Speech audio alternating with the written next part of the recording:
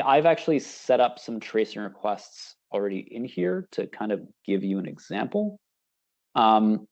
So here you can see we have somebody named Mustafa Abbas, 45 years old. We've got just some basic biological information.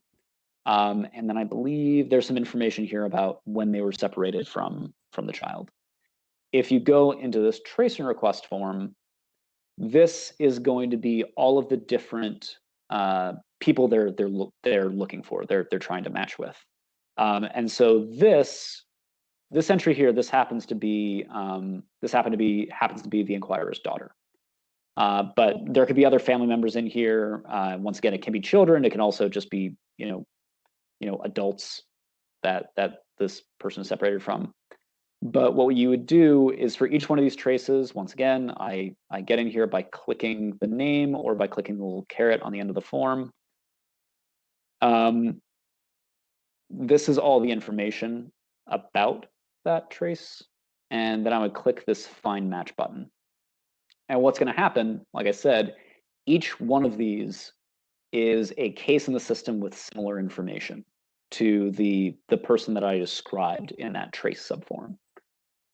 Any questions about all of this so far? I know I didn't fill out any of this information in front of you. I can actually go through this whole process again. I just kind of wanted to show you the Find Match feature so that you can see what I'm talking about as I'm explaining it.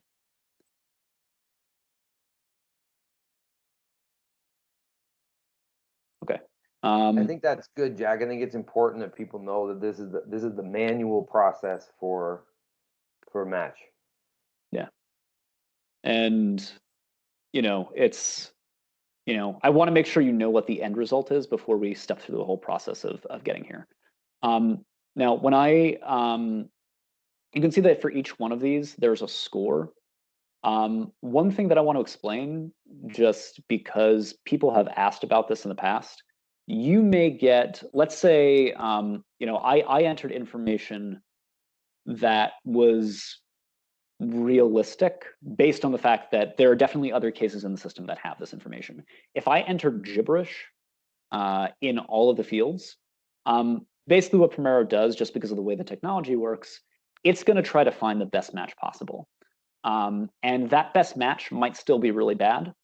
But the way the score works is basically if there is a match that is a lot better than all of the other available matches, it will say that it's a likely match. Just the reason I'm explaining this is people have seen likely matches before and then seen that nothing about the case matches their tracing request. This is why. So this is only guidance. You really do need to go in and compare the attributes here to be sure. So let's, without talking about it anymore, let's actually look at this. So this is what it looks like when you're comparing a case to your trace, right? So once again, this is going to be information that the inquirer filled out. This is the information from the case that's been registered. So this information here comes from that trace subform. This is information about the child. So you can see they have not exactly the same name, but this is a very similar name. It looks like there's been a middle name left out here. Same sex, age, date of birth. So far, this is a really good match. We are still working on some of the UI here. You can see some of this information is just repeated because we have some fields that show up in multiple forms. Moving down a bit, you're also going to see that there's going to be an entry here for every one of the case's family members. So you can see on the left, where we're looking at information from the tracing request, this information kind of appears twice, whereas here, each one of these is for a different family member. So here, you can see this child has a father named Mustafa Abbas, which incidentally is the same name and relationship as the inquirer for our tracing request. And down here, you have the mother. And so, obviously this isn't a match, but it's just because this is just a different family member that's been registered for this child. I can review other matches. I would click this Back Potential Matches button. I can review some other ones. So for instance, here you can see they have the same last name, but not the same first name, even though they have the same date of birth. So this is it's technically, when you're comparing fields, it's a good match, but this is probably not the same child. So I might skip over, matching this one. you might get some weird coincidences. So for instance, this child has a brother named Mustafa Abbas, but we're looking for somebody with a father named Mustafa Abbas. So this, this is probably not the right match. One thing, and I know I'm partially just demoing this to explain how this works. We really do need guided feedback on, I know not everyone here has worked in family tracing reunification contexts. If you have, we really need contextual feedback just based on, how this programming works, in practice in the field. So that's, if there's a comparison in here that doesn't make sense, or you think there's something about this process that's unrealistic, that's definitely, feedback that's very helpful. What I'm going to do is, for this match that's really very likely to be the actual child we're looking for, I'm going to click this match button. And now you're going to see this, there's now a link between this trace in this case. So if I go back to, basically go back to the form, you're going to see now there's the little icon here that shows up that says has match. If I ever want to unlink these at all, there's always this unmatch button, which will undo this link. I want to show you what it looks like when you actually come at this from the cases side, because a caseworker will see this too. Whoever is managing this case, if they go to this tracing form down here, there's this summary form we've added in. And it's going to contain any consent fields that are related to tracing. 2, it's going to contain any information on any traces that have already been manually matched to this case. And then the caseworker can actually also repeat that same process of trying to find potential matches.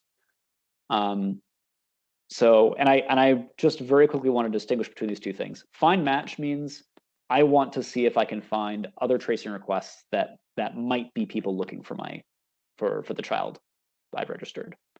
Matches, this is something where somebody has clicked the match button. And so this is now something that is linked to my case. So if I click this, you'll see this little notification that says the inquirer has already been matched to your case. One of the pieces we need feedback on is, we need to know, eventually this caseworker is going to need to get in contact with whoever's doing family tracing reunification programming and say, okay, like what are the next steps? So if you have feedback on that, that's something that would be very helpful. To show you what it looks like looking for a potential match from the case side, if I click this find match button, you're going to see actually this is such a good match that only one result shows up. And you actually get this little icon that just says matched to indicate that this is the one that's already been linked to your case. Any questions on what I've gone through so far? I'm going to do an extra little bit of demoing to show you what it looks like to fill out a tracing request. So you know what it's like to fill out all this information. Hi, can I just make a comment? This is Marta again.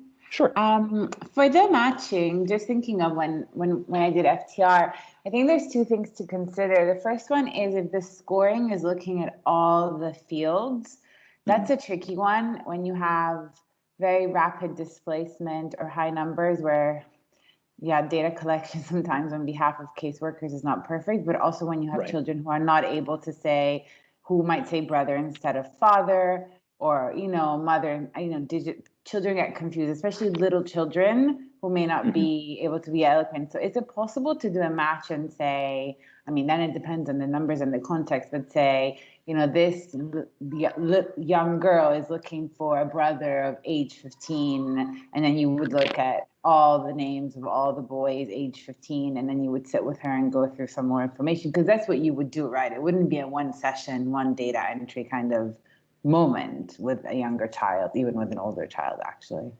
Right. Like, So that's would actually you be able to match by one detail just to search? So I actually, the part that I find interesting is saying like, I want to search specifically for this family member. We don't have that right now. We are kind of trying, if that's actually how the process works, then that might be something we, want to adapt to. essentially right now we have, so what we do have right now, we have this, and I think part of the issue is we have this in two different places. We have this form called child's wishes. One, you're asking the child if they want to trace family members at all. Two, you have the child list out which, which family member they want to search for. Problem here is this is not actually the information we're using in the tracing matching. The information we're using in this family details subform. So you can see this is the father. So this is why this case is matching to that tracing request. It's because we have a father named Mustafa Abbas who's 45 years old. So I don't know. I think maybe something we might need to do in the future is make this, have that that information about whether or not the child wants to be matched with this child. We may need to kind of integrate it more with this form, or maybe even make some of the tracing functionality more specifically linked to the family members. I don't know how we would do that, but that's definitely food for thought. That's really helpful. Sure. I'll think of a couple more things on this as well, but I think this is great in so many ways. It's just, I think getting the right information from younger children, including your parents' birth date or stuff like that, is very hard. So yeah. we need I to mean, and make that's that flexible somehow, so that apart from a matching function, if there's a search function, I think that's helpful as well. Yeah, I think more work on the caseworker though, clearly. Yeah, and I think that's part of the, one of the tricky things with this is, we've had the question before, like, do you have an advanced search for a child or for a tracing request? And while that is technically possible, there are all kinds of, confidentiality issues with just saying, I want to find this exact child and with this age. Yeah, I understand that too. Marta, I can walk you through this, along with Laurent. Laurent, we owe him another follow-up session on this. Yeah, that'd be great. With version 1.7, the one of the decisions that we made about, you remember I mentioned this notion of feature parity? Yeah.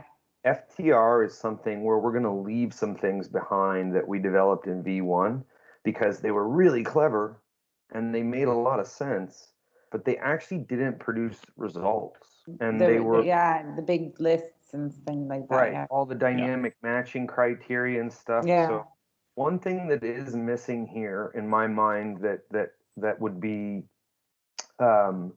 obviously configurable, but when you do have that side by side comparison, obviously that needs to be refined. Where we are right now is not the final product for that.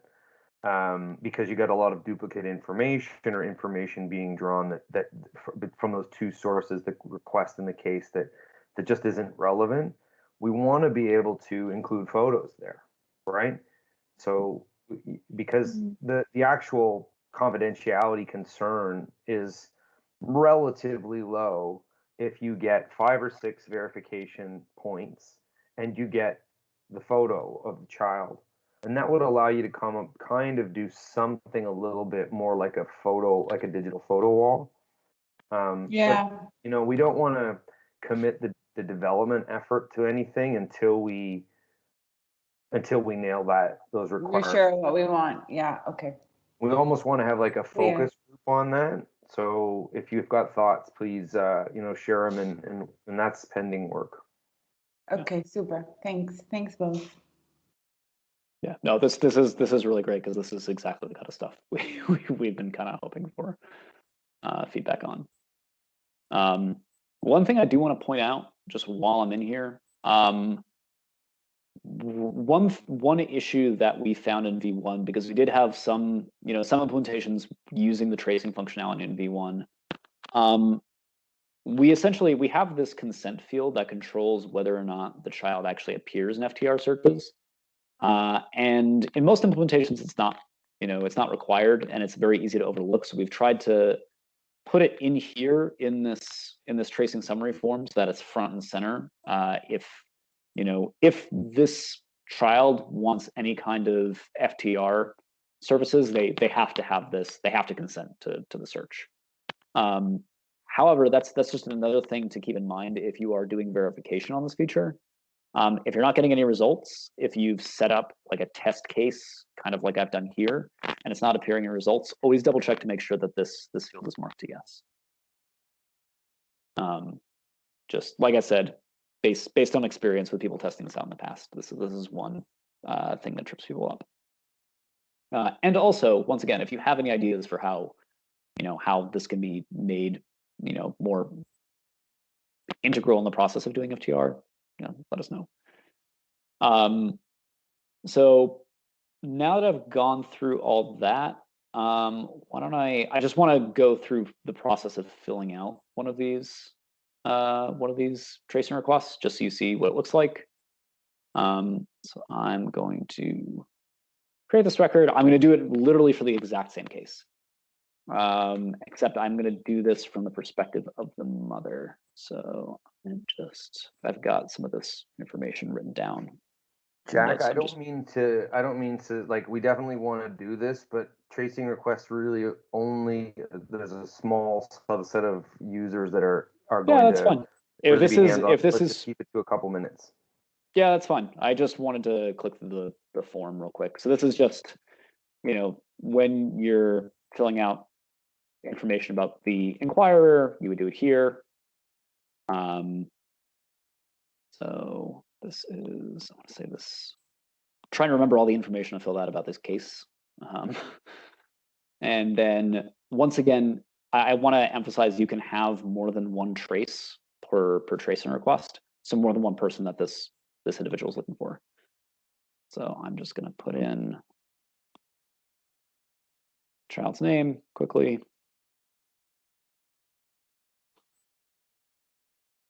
So the child is, or rather that the inquirer is the child's mother. And I'll just very quickly put in the age and date of birth.